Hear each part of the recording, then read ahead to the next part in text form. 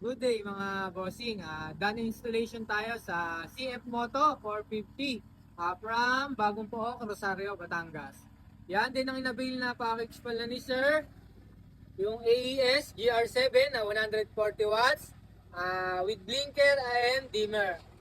Tapos, yung Senlo X7S na 80 watts with module. Tapos, Pia horn, dual horn setup. May stock horn, tapos Pia horn. Tapos, ayan, dito lang natin naka-crash guard pala si Sir. Ayan, dito lang natin minount yung GR7. Ginamitan lang natin ng clamp bracket. Tapos, yung isa dito sa kabila. Tapos, sa Senlo X7S, ayan, dito natin minount sa taas. Ginamitan lang natin ng clamp bracket. Sample natin, Senlo X7S low beam. Ayan. Tapos, low beam blinker, first mode. Second mode, blinker. Tapos, high beam. High beam blinker, first mode. Second mode. Yan, paki-off. Tapos, paki-on yung GR7. Paki-mid. Yan, adjustable yan mga bossing. No? Paki-mid. Tapos, paki-bright.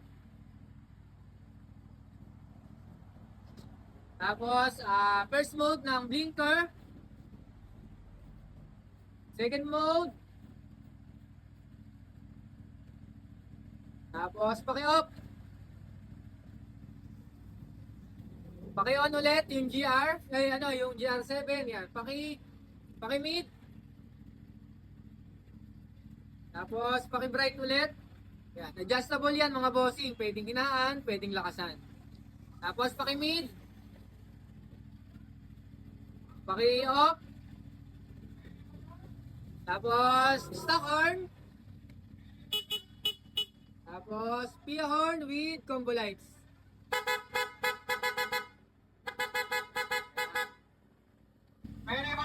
Tapos, paki-on yung X7S. Tapos, paki-on din yung GR7. Paki-bright.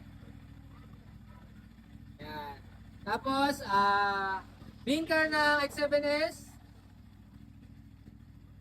Second mode. Tapos, yung GR7, paki-blinker din. Second mode.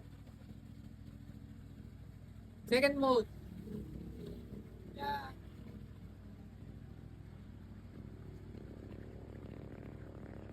Tapos, ayan, testingin natin. Senlo X7S. Low beam white. High beam combination. Tapos, low beam blinker.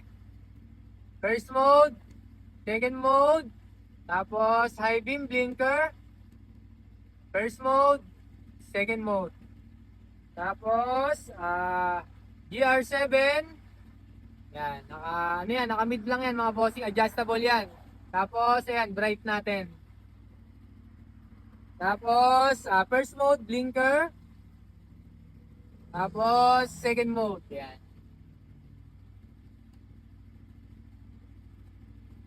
Tapos, stock horn. Tapos, ito yung selector, on natin. Pia horn with combo light.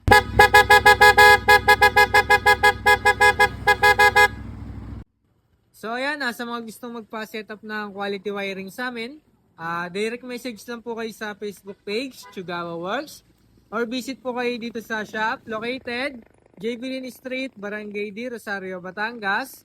Malapit po kami sa McDonald, Rosario, Batangas. So yun lang po mga bossing. Thank you.